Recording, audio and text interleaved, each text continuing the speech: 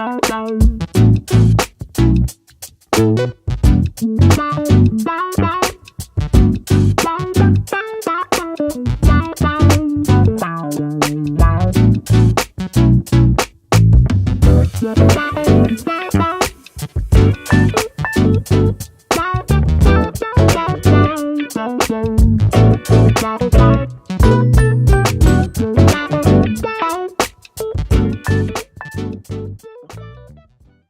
everyone, I'm Victoria, part of the Croissant team here, tuning in from the UK. Thanks so much for joining us today.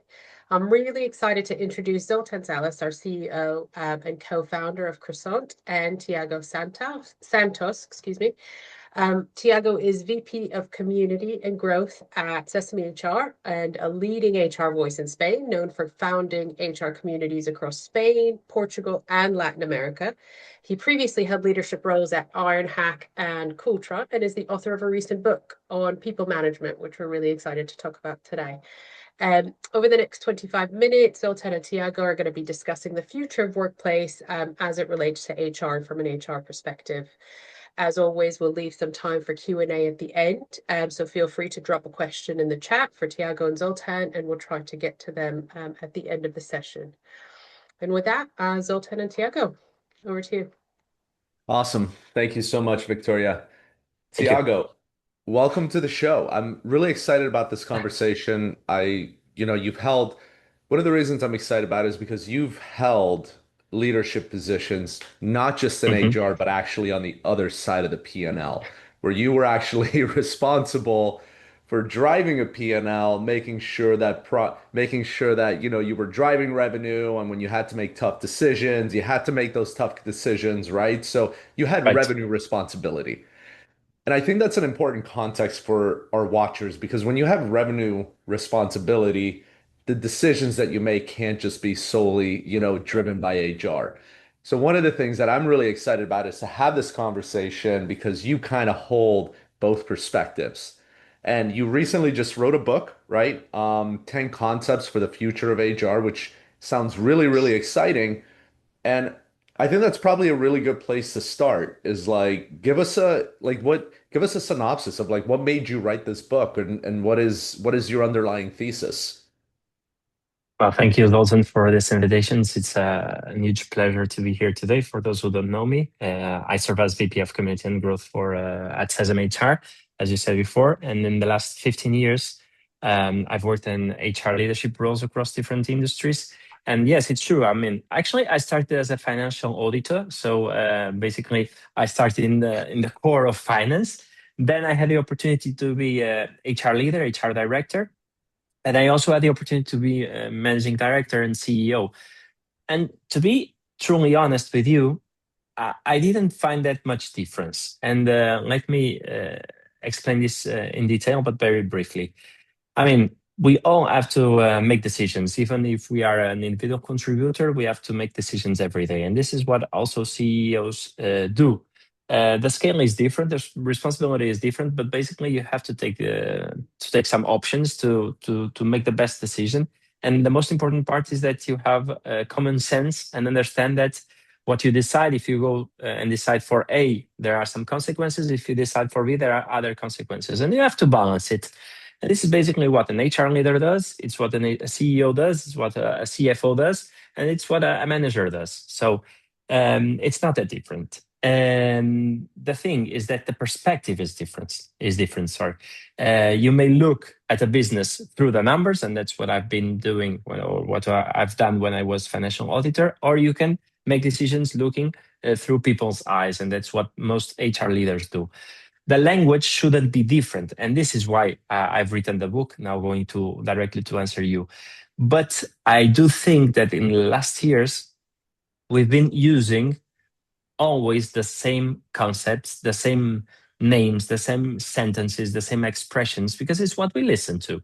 And I found myself late at night, one night, asking myself, okay, but where do these concepts come from? Who decides who concepts we should talk about? Who makes this up? No, I don't know if it's kind of a big brother out there or whatever, but I decided then to write my own concepts because I'm VP of Community, and you said that I organize a lot of events. Last year, for example, I've participated in more than 150 events, and I've written a lot of notes, and I had all those papers in my desktop, and I started reading it, and I said, okay, I think I'm able to write and describe some new concepts, being motivated by all the concepts that I've learned in the last events. So I decided to publish this book and explaining basically that we can talk another language that unifies the vision of CFOs, CEOs, and HR leaders, and not putting them in different silos and thinking differently, but that could actually unite us in the future of HR. And that's how the book firstly existed. It's a large answer, just the unique large answer that I'm giving to you, but to put everything in context and make you understand why I decided to write this book. Awesome, awesome. Thank you for that answer. And in your book, you kind of lay out like these sort of like these 10 practical blocks or these 10 practical concepts of like, hey, these are the 10 concepts that I think needs to sort of evolve in this new world that you're proposing. Things like I'm not going to list all of them, but just to name a few, like conscious organizational resilience, Mhm. regenerative leadership, radical autonomy, algorithmic ethics, so you lay it out pretty nicely and, very simply. And I'm kind Mhm. of curious, like of all 10 concepts, like which do you think organizations are the furthest from? The further, Yeah, the furthest. Like where yeah. are they the most behind? Mhm.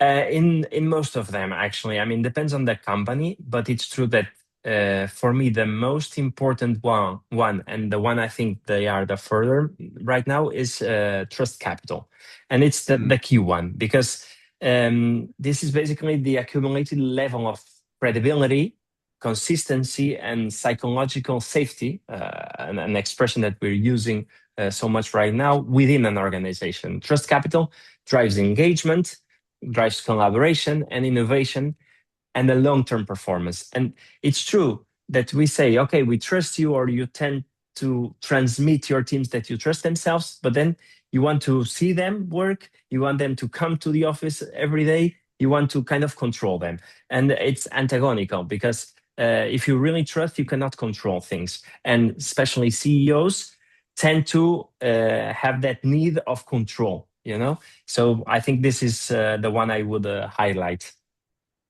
interesting. It, I was actually right before the call, I was kind of thinking about this, and one of the questions I wanted to pose to you, and I think we're getting to it sooner than I was anticipating, but that's really good. Um, you talk about this idea of like, I think there's a couple of concepts that intertwine here, trust capital, the flexibility and freelance and kind of like sort of the underlying message is, hey, people want to work how they want to work, and you got to let them work that way and trust that there's an outcome, right? Mhm. Yeah, and I think that's interesting for me and kind of like, putting your CEO hat on. I think one of the things that I have, so like if we focus on that outcome basis, right?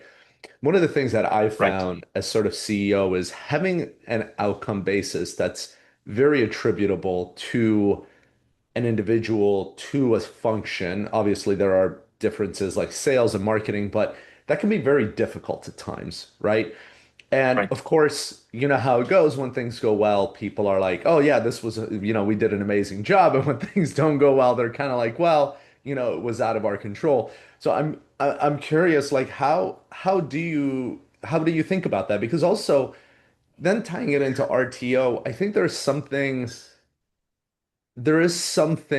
measurable, and I know this sounds very silly and antiquated, but there's something very comfortable about having people come into the office because you're like, oh, they're being Sure. productive. They're coming into the office, right? I know, Right. I know they're working. I know they're being productive. But are they really being productive? No, but it makes me feel good. It makes me feel like I'm in control, you know? Hmm. So how do Yeah. you how do you advise, like how do you think about that? And how do you advise CEOs that you work with to think about it? I love this question because many CEOs and even HR directors ask me about this. Yeah, what's the best way to have people working with us? Hybrid mode, 3-2 to 3. I mean, there are a lot of different tactics now that they talk Yeah. about, and I love this question because it sounds operational, but it's deeply human. And the same thing happened with my book, that I thought that I was going to be super specific, but then I always go to the human part. Meaning, on the first say on the surface, it seems to be about location data. Okay, where do people live? Where do they work from? Are they close to the office? Do they have access to co-working spaces? But underneath, there's a much more important question, which is, do we really understand the reality of our people? And doing a good job in HR, it's about that. It's about listening to people, asking them the right questions. For many years, organizations have a very simple mental model. Work happened in the office, as you said, no? And because it feels comfortable, you have someone to say, "Oh, you come to my office, let's talk about this. Oh, let's meet in 5 minutes. Join everyone because we can talk." No, the office was the center of gravity, and it is for most of the companies the center of gravity. Culture, visibility, belonging, collaboration, even career progression. Everything was designed around that physical space, which is the office. No, but that changed. Hybrid work arrived, and many companies reacted quickly, but not always consciously. They created policies, exceptions, remote agreements, office days, co-working solutions, reimbursements, a lot of different things, you know. But in many cases, they never stopped to ask a very basic question. Where are our people actually working from, and what does that mean for their experience? And this is the key word, experience. Because flexibility without understanding can easily become inequality. And actually in my book, there's one concept that is completely directly connected with this, which is emotional equity. Emotional equity means recognizing that people do not experience work in the same way, even when they receive the same policy. So, two employees may both have the right to work remotely, but one may live alone in a quiet apartment with a proper desk, with internet, and whatever you need Hmm. to work Yeah. properly. No? But the other may live with children, share a small apartment, work in a kitchen table, for example, and feel isolated or exhausted. No, formally they have the same benefit, but emotionally they live completely different realities. No, and this is where HR needs to evolve. The future of HR is not about giving everyone exactly the same thing, which is equality. The future of HR is about making sure people have access to equivalent conditions to do their best work. And this is equity. Equity is the most important thing. So when I need to advise them, I told them I talk about equity, not equality. Okay. So you have to answer. You have to answer questions such as: do we know who has access to good working conditions?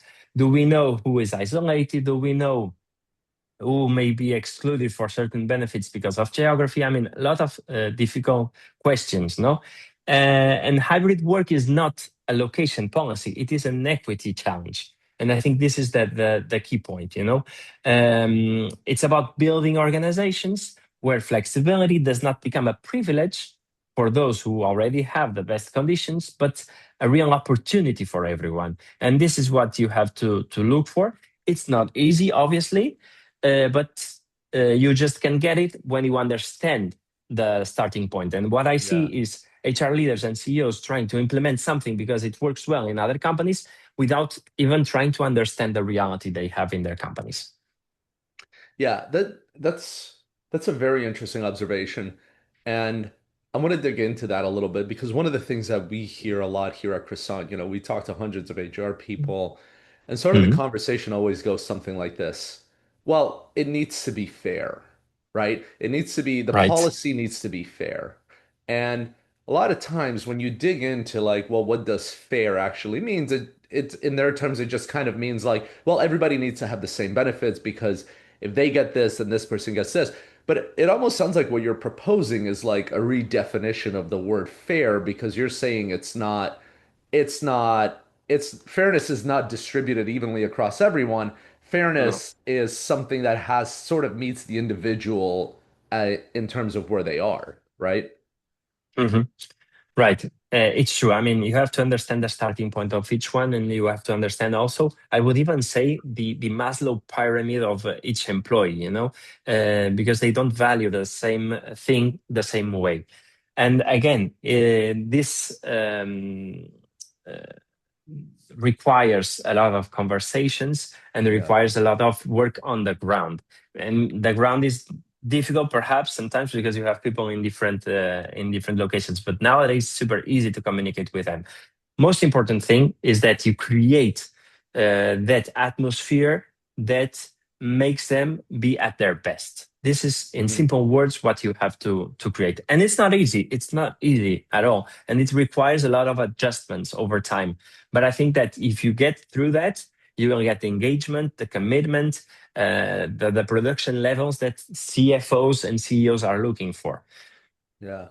Interesting. So, and then kind of going more taking it more from the tactical side for HR people, like what does that so when you talk about emotional equity, what does that policy creation looks like? I mean, realistically, if you have t 2,000 employees, you can't sort of create like, individual sort of policies for everyone. So does that mean that you group people into different policies or what does that look like? Really like thinking about like, okay, I'm going to meet people where they're at. I'm going to implement an emotional, equitable policy for my employees so that they can have the best experience possible. Like, what does that look like in practice? Okay, trying to put it in practice, the emotional equity policies. I mean, if you want policies that are emotional equity or equal, um, you need to see flexible work based on needs, not uniform rules, meaning different Mhm. employees face different realities. So flexibility should consider individual circumstances. So you have to know their individual circumstances and not just apply the same policy to everyone. Then you also need the personalized well-being support, meaning that you should offer multiple well-being resources, mental health, financial well-being, um, coaching, instead of one size fits all approach. Then also um, you need also to train the managers in this emotional intelligence. I mean, emotional equity is very connected with the emotional intelligence. So, team leaders need to recognize the emotions that are in their teams, and they are not used to this. That's why we see a lot of burnouts coming on. That you could not predict as a manager, so you could not take action before some exclusion, and it's very easy to find exclusion episodes where people are spread in different regions. So it's also an important part, this training on emotional intelligence for leaders. Then you have to, if you have an hybrid work design, this must be inclusive. You have to ensure that remote employee have the same access to information because this is Mhm. one of the main risks, the access to information. Also the visibility. Someone can be really outstanding in their work, but it's not visible to others. So perhaps they will have less career opportunities. So you have to look at this also, no? Then when you look at the benefits, you have to also adapt those benefits to the life stage of each employee, adapt Mhm. the support you give from HR according to different life situations.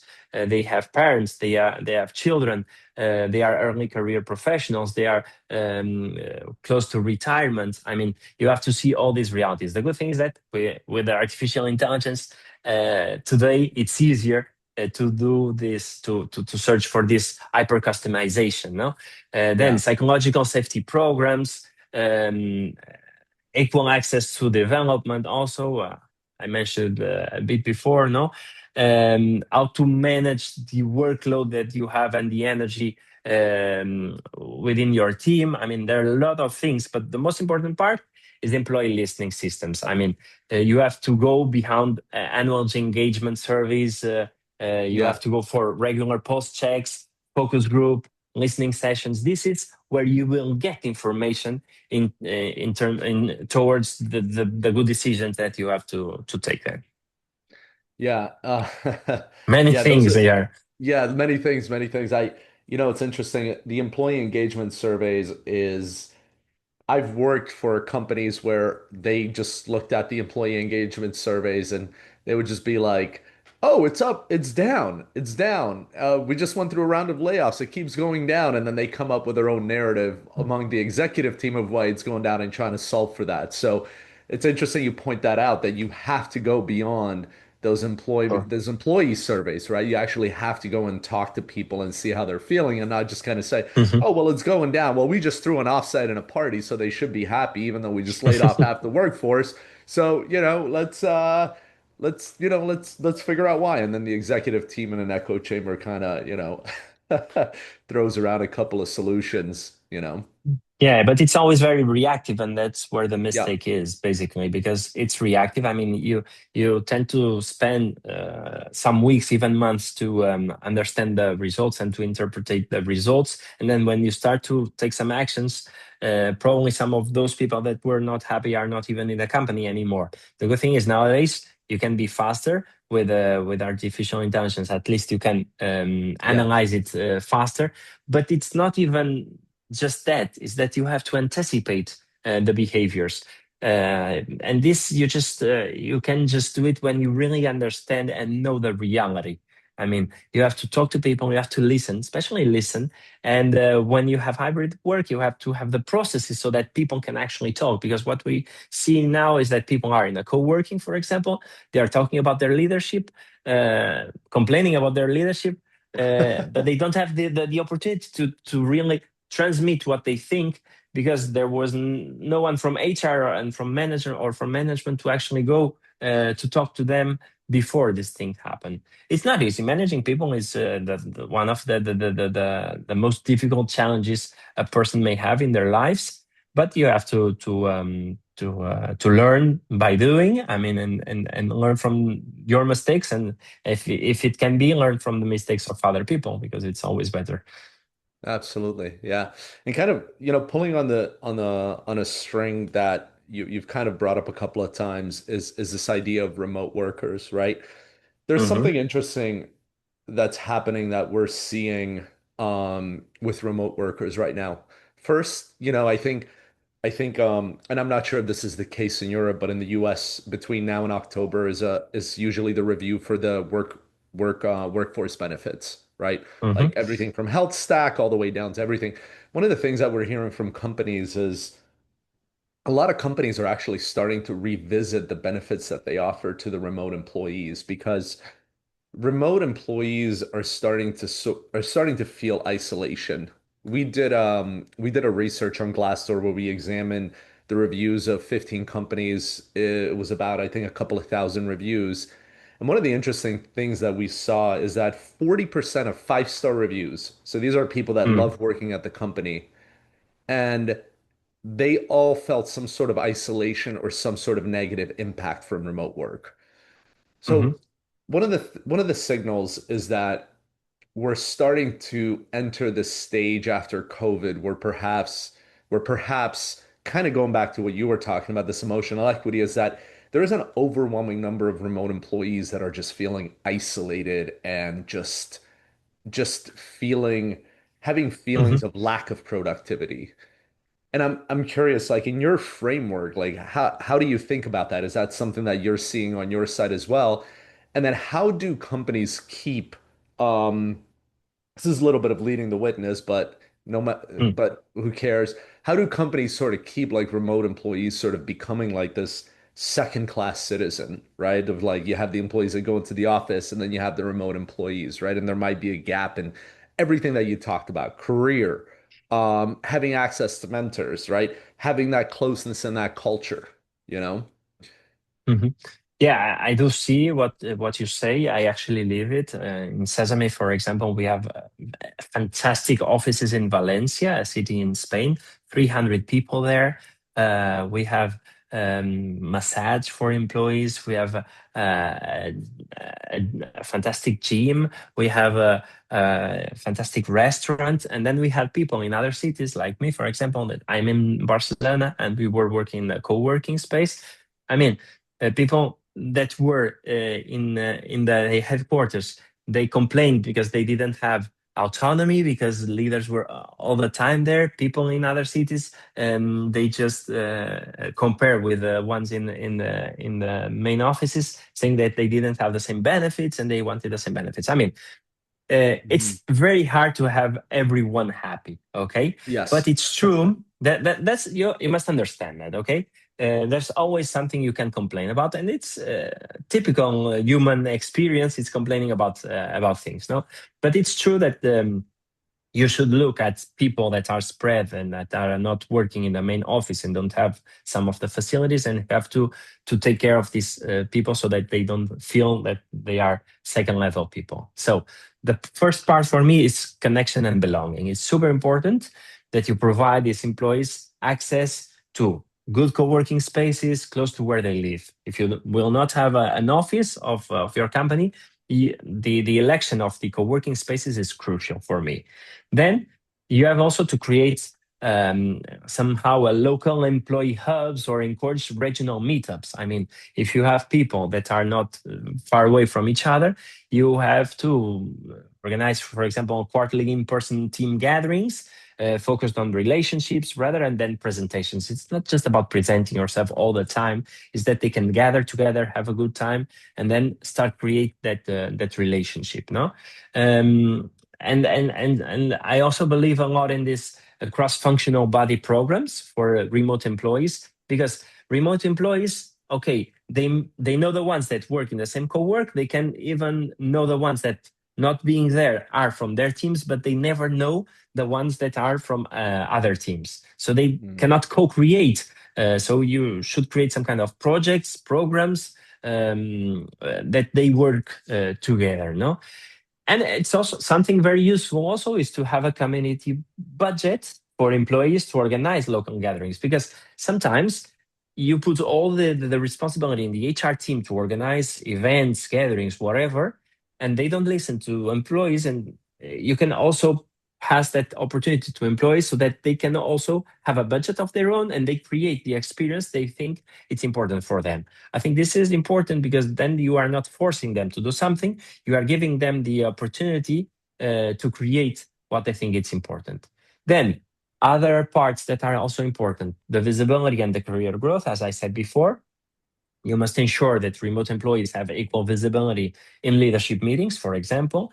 It's super important that you give the same visibility to remote workers, because what we saw, and I've talked with a lot of companies, that when they were promoting people, most of the time we were talking about people that were working close, also physically close to the ones who decided. I know that this is hard, but it's true, and I kind of understand, because when you promote someone, it's because you trust on that person, because you've seen the work of that person. But this just remarks that there are other workers that you are not seeing their work. Probably they're performing well, but because you don't see them working, you don't promote them. And when they start getting that sense that because I'm not working from the main offices, I won't get the same opportunities, people then just leave the company. So it's super Yeah. important, because sometimes you cannot hire the best professional in the same city you are. That's why you hire remote workers, but then you don't give them the opportunity. That doesn't make sense. They get into a company and then they leave that company. And many other things are important: the well-being and mental health, the workspace experience, as I said before, training the managers so they are able to manage people in remote, and many other things that we could be talking here all for many hours, definitely. But I think that Like, you get the point, and you get some of the ideas, practical ideas, that you can actually from tomorrow on start putting in yeah. practice. Yeah, absolutely. And I think that's our cue. Victoria's on. So she's letting us know, I guess it's our I time. know. Thanks so much, I've because I noticed. hated jumping in and interrupting you Yeah. guys, because the discussion is truly so interesting, and we can keep talking about it for a long time. But I did want to leave time for a couple of questions. We won't have too many because I know we've already run a bit late. But just touching on what you've just been talking about, the difference between people that are fully in the office and people that are working remotely, maybe from a distance, how are HR leaders making the case for that kind of workspace investment when the ROI is so hard to quantify on that from that perspective?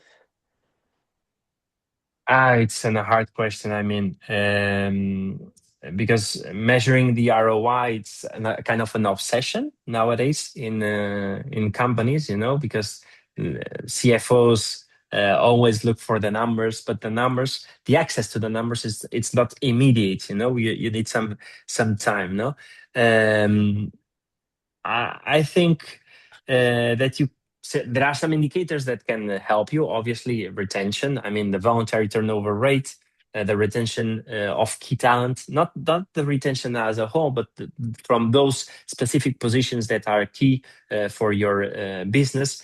The cost avoided through lower attrition also, and then in the attraction. I mean, the time to hire, the offer acceptance rate. I mean, these are the most common ones, I would say.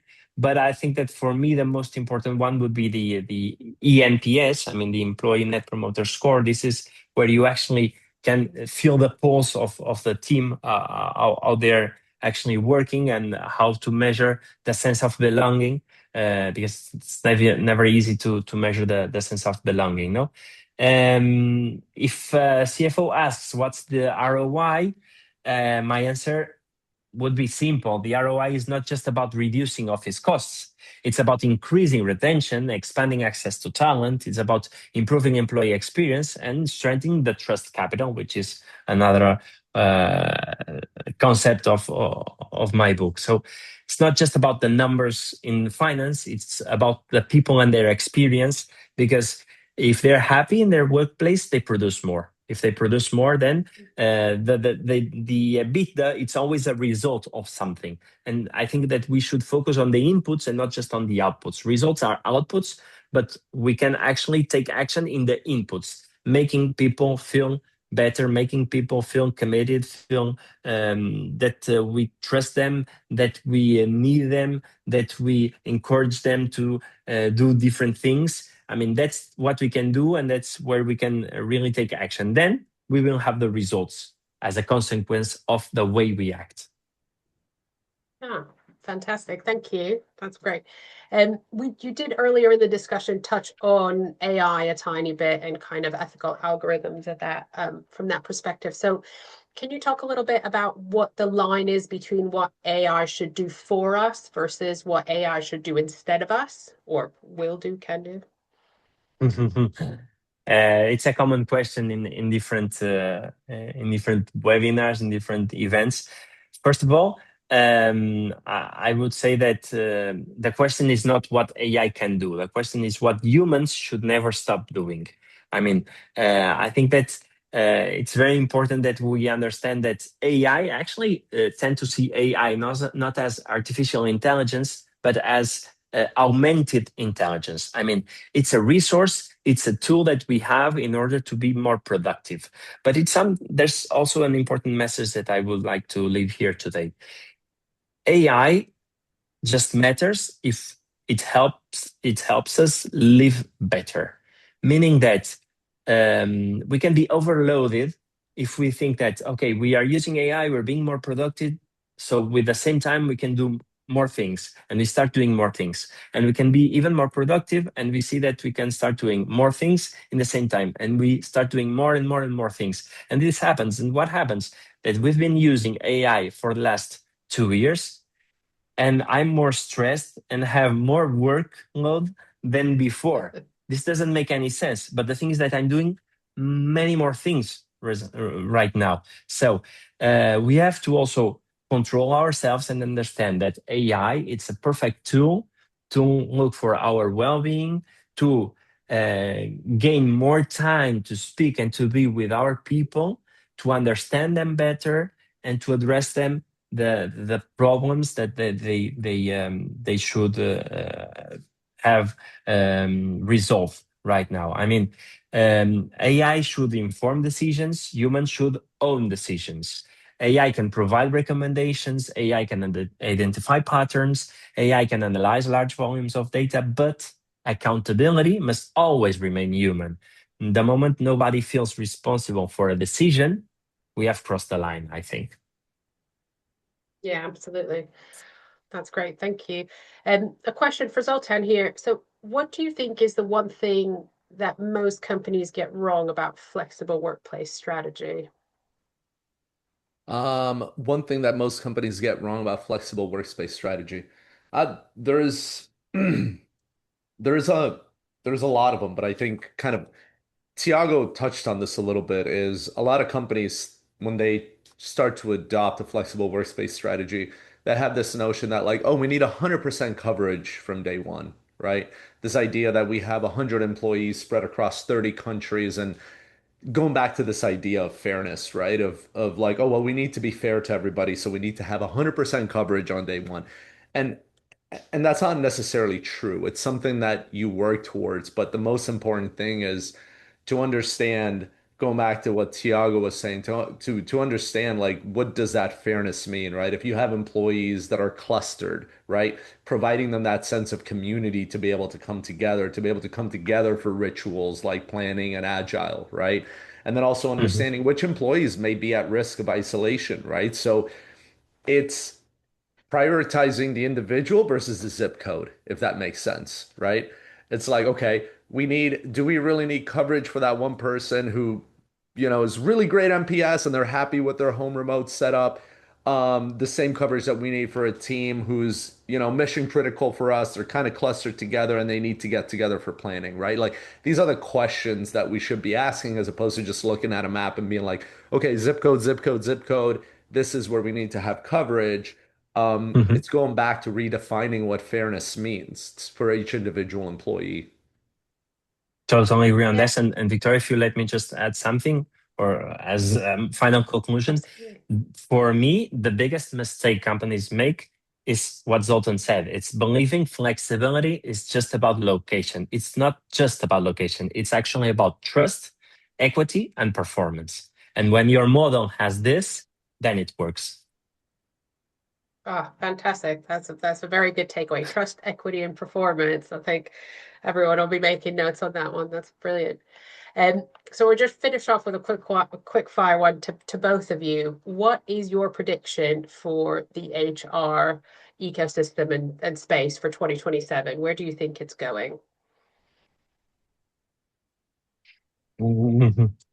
Tiago, do you want to start? uh, no, you can start. You can start. I'm still thinking on it. I know.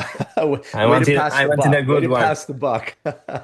No, Um, yeah, that's a great question. I mean, from the HR conferences, that I've been to and I've attended, I mean, I think this is kind of common in every industry, but there's an inherent obsession with AI. I think at one conference I was at, there was literally back-to-back sessions on how people are writing resumes with AI, so we need to adopt AI tools to identify the resumes that were written by AI and kind of filter them out and do sort of like this fact checking.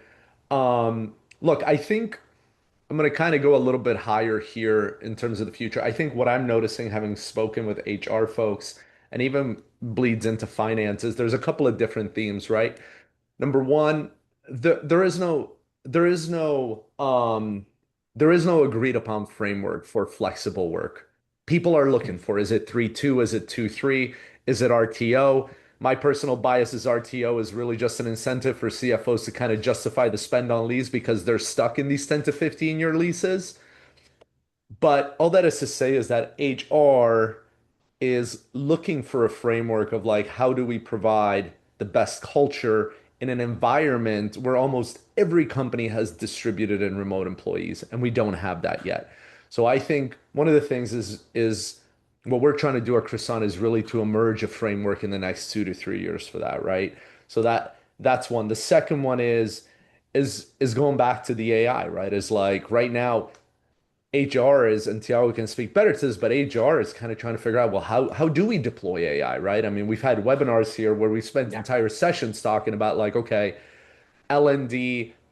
How do we enable our employees with AI? Who gets replaced? So I think we're like in this little bit of an AI craze, but I think in a couple of years we're going to be at the tail end of it, and we're going to have a lot better frameworks and thought leadership around like how to actually deploy AI in an organization that's fair, equitable, and helps people do their jobs and elevates people as opposed to what's going on right now, which is sort of just like, hey, we need to get we need to get rid of a bunch of people, so let's blame AI, right?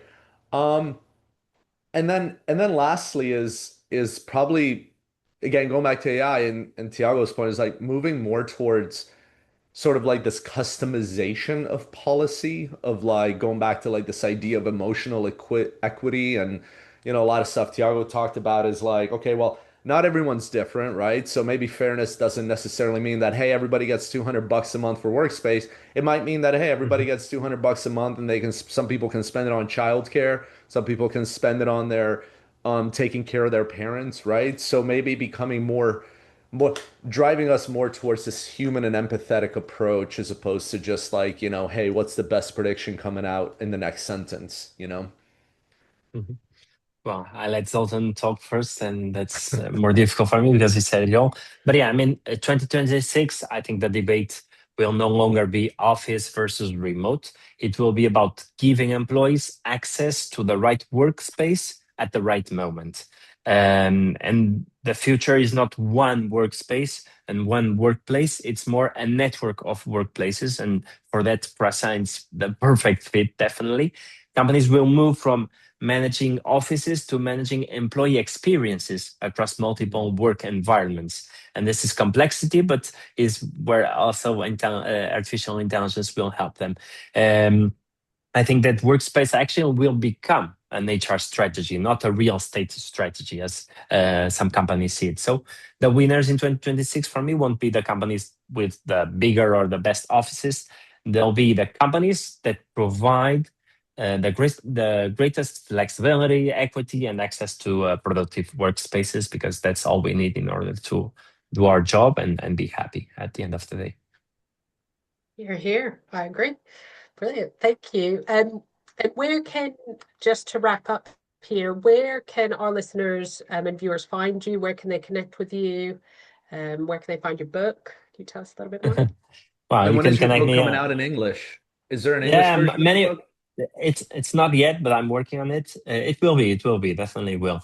But people can connect me via LinkedIn, Tiago Santos, or you put Tiago Santos Sesame, and you find me really quickly. And you can drop me a message. Always happy to listen to people, talk with people, um, try to give my best to advise them or to tell me my vision in any topic that you may need. So yeah,